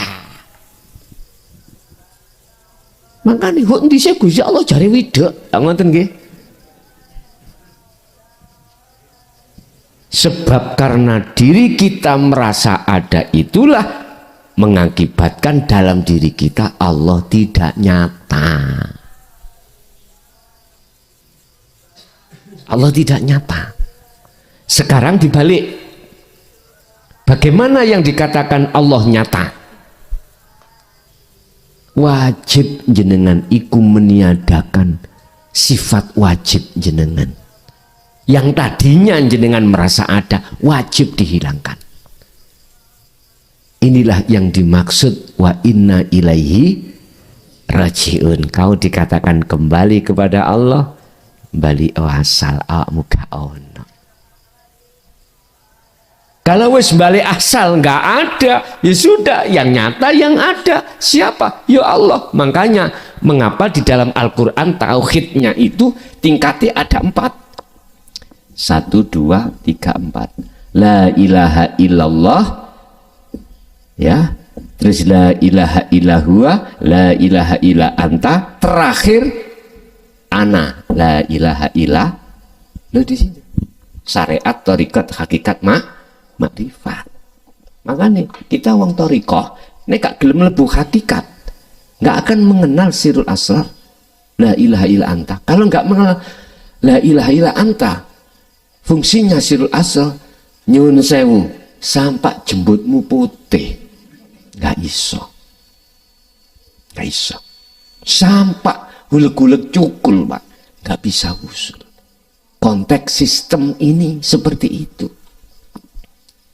Contohnya saya sendiri, berapa puluh tahun saya berthariqah, selalu menzikirkan, mendawamkan zikir jahri dengan sirri.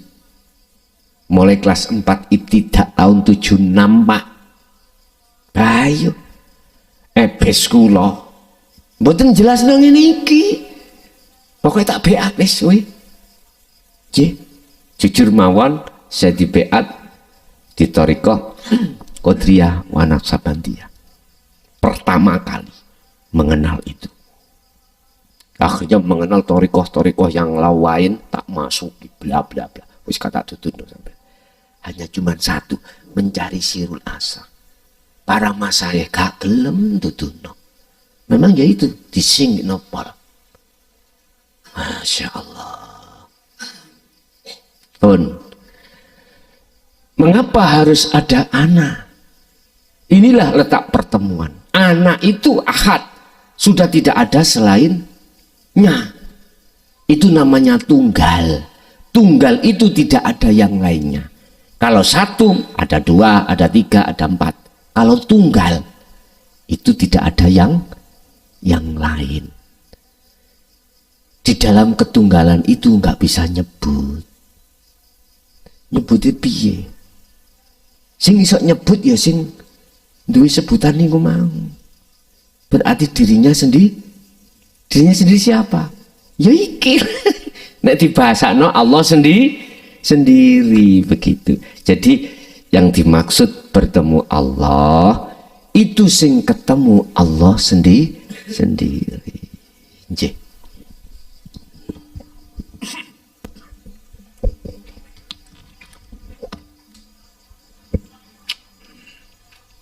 Assalamualaikum warahmatullahi wabarakatuh. Mohon maaf, saya Alif dari Maspati, tapi asli Purwokerto.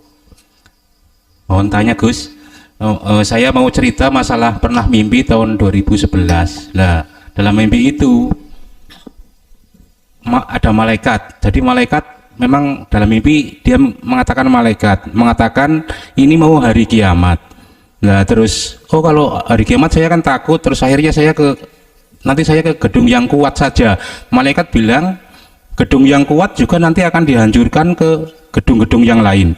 Oh kalau begitu saya ke masjid, ke rumahnya Allah. Nah malaikat di situ dalam mimpi bilang lagi, masjid dan penghuninya masjid juga akan dihancurkan, akan dimusnahkan, akan binasa. Terus akhirnya di dalam mimpi itu, kalau kamu ingin selamat, dalam mimpi itu diajarkan doa atau ayat Quran mungkin yang berbunyi walatahinu walatahzanu wa antumul a'lona in kuntum mu'minin. Lah saya diperintahkan sama malaikat untuk memimpin orang-orang, tapi saya lihat di masjid itu ada yang sudah meninggal, ada yang masih hidup. Lah terus saya akhirnya masjid itu digoyangkan, goyang kayak mau kiamat itu. Nah, saya supaya mirip itu walatahinu walatahzanu wa antumul a'lona in kuntum mu'minin, tirukan bapak-bapak, ibu-ibu, ada yang sudah meninggal, ada yang sudah mati, akhirnya digerakkan seret, akhirnya kok bilang yang selamat gitu. Dan saya mohon penjelasan dari yang saya. Demikian, terima kasih. Wassalamualaikum warahmatullahi wabarakatuh. Assalamualaikum warahmatullahi wabarakatuh. Semua nanti akan dihancurkan Allah secara fisik, sehingga ada beberapa tahap cara penghancuran. Iki ngomong syariat dhisik ya, jadi cek paham.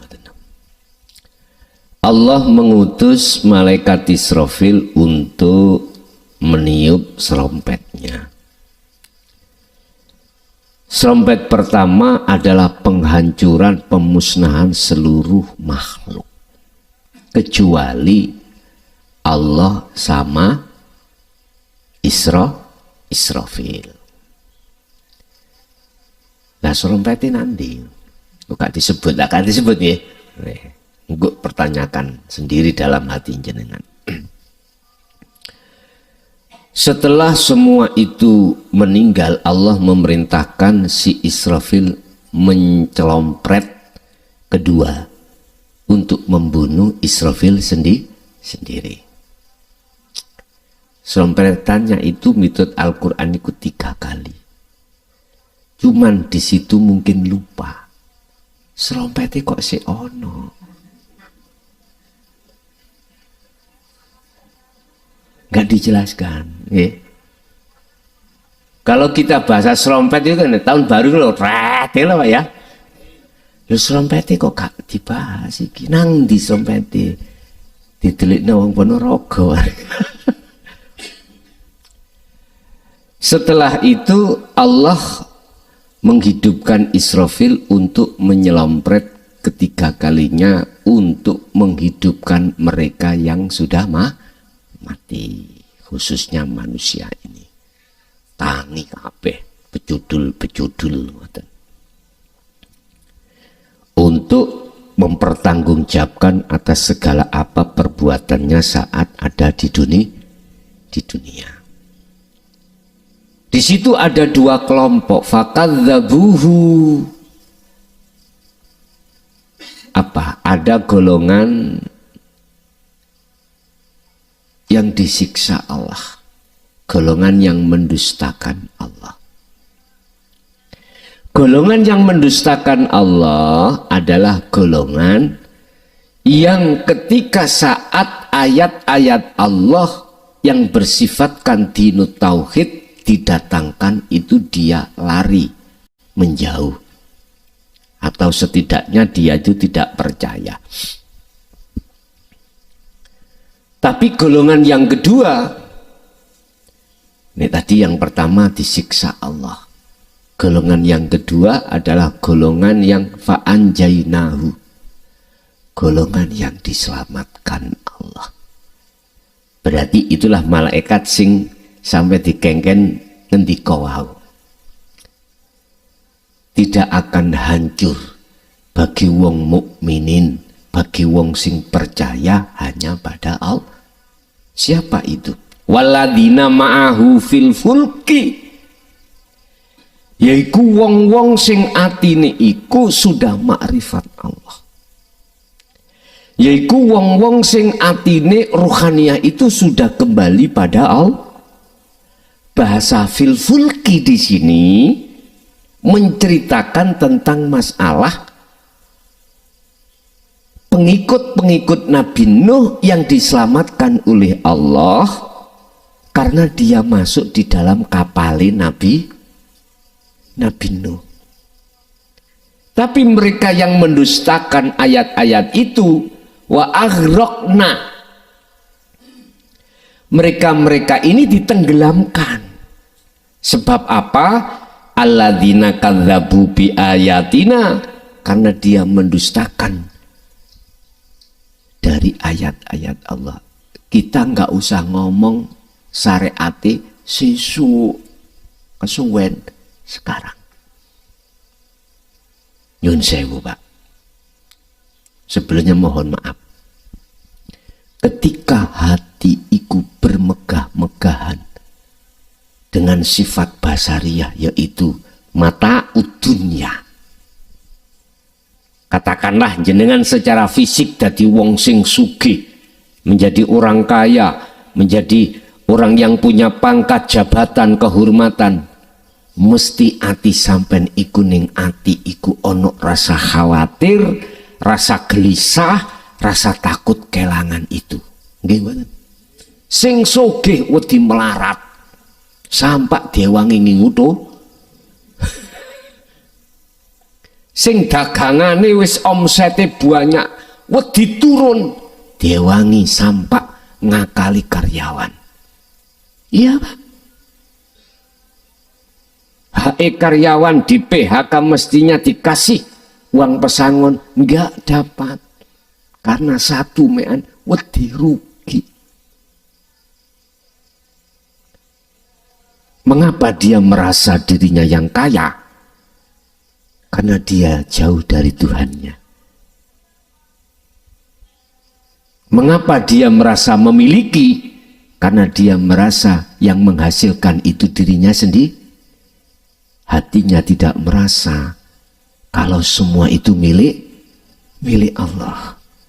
Dia tidak merasa kalau yang menggerakkan semua rotasi kehidupan di dalam rumah tangga bisnisnya itu Allah. Nggak merasa. Akhirnya apa? Itu tadi, jatuhnya kita itu merasa meyakini milik kita. Padahal mohon maaf, khusus wong Islam sudah diajarkan yen kabeh semua apapun yang kita bawa itu harta Allah, milik Allah, terhadap kita sekedar diamanahkan. Nah gitu toh. Tapi mengapa jatuhnya hati kita, iman kita tidak seperti di lisan kita ngomong? Si merasa memiliki. Itu hanya karena kita itu wakadzabu bi ayatina, mendustakan ayat-ayat yang bersifatkan tauhid datang Allah. Dinul haq niki persoalannya. Berarti ning dunya kita takut kehilangan kekayaan, takut kehilangan jabatan, takut kehilangan kehormatan. Itu berarti bentuk kita tenggelam di dalam air bah atau air tsunami. Mati toh? Berarti yang mati ruhaniyah kita. Jasmaniyahnya masih ada, masih ketok urip, tapi ruhaniyahnya lah yang mati, tenggelam di dalam syahwatudun dunia.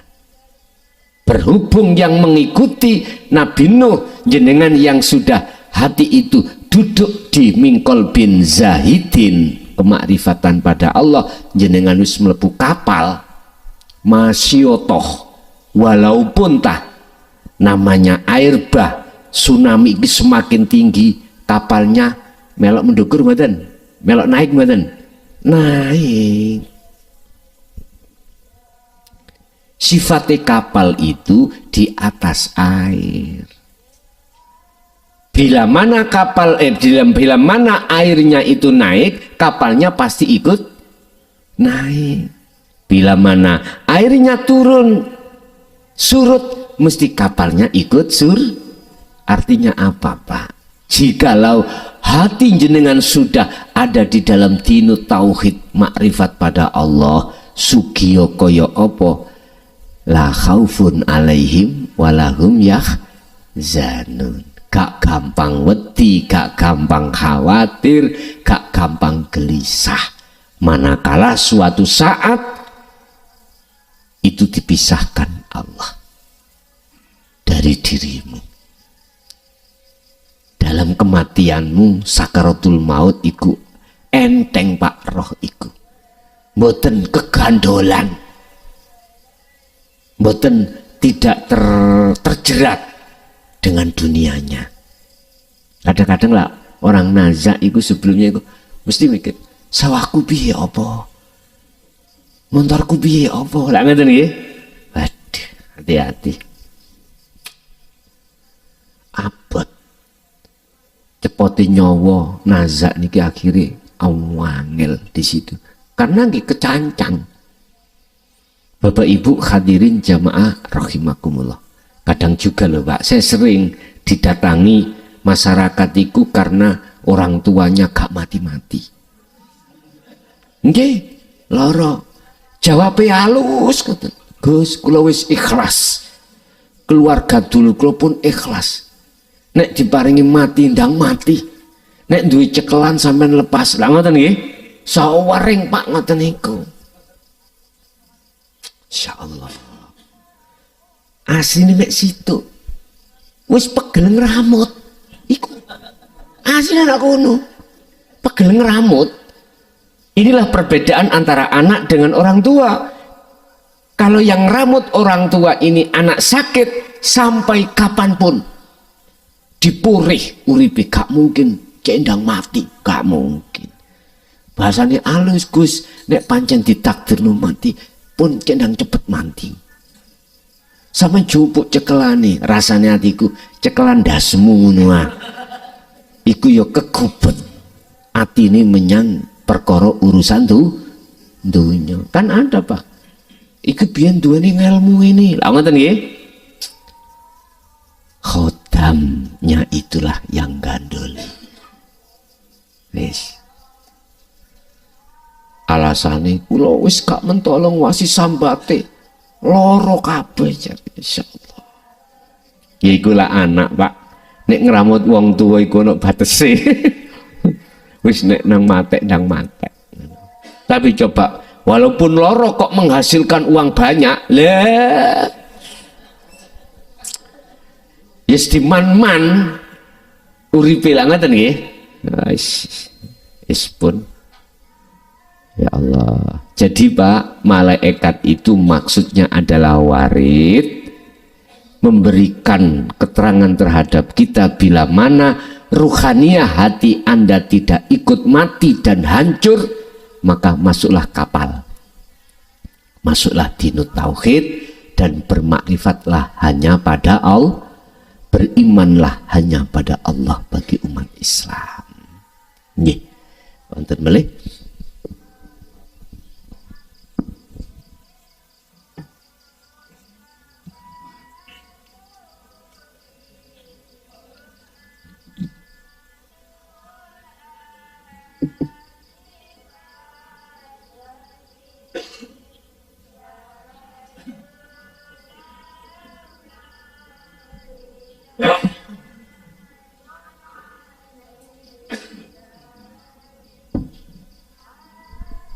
Sampun cukup?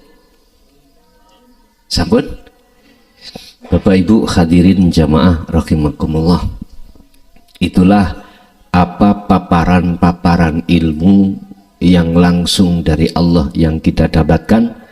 Mudah-mudahan apa yang telah diberikan Allah pada malam hari ini ilmu estu menjadi ilmu yang manfaat barokah terhadap kita dan anak keturunan kita ila yaumiddin. Lahumul Fatihah.